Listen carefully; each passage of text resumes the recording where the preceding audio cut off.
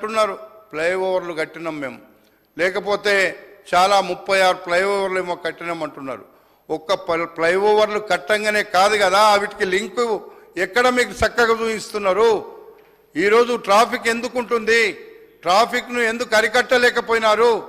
ఈరోజు ట్రాఫిక్ వ్యవస్థను ఎందుకు ఈరోజు గంటలు గంటలు ఒక 10 నిమిషాలు పోయేటువంటి ఏరియాలో గంట సేపు అయినా పోలేకపోతున్నామంటే దానికి కారణం ఎవరు? గడిచిన 10 సంవత్సరాల్లో దీనికి ప్లానింగ్ లేకపోవడం, ట్రాఫిక్ నియంత్రణ చేయకపోవడం. ఈ ట్రాఫిక్ ఎంత పెరిగితే అంత పొల్యూషన్ కూడా పెరగడానికి అవకాశం ఉంది. ఇప్పటికే హైదరాబాద్ నగరం పూర్తిగా పొల్యూషన్ నగరంగా మారిపోయింది.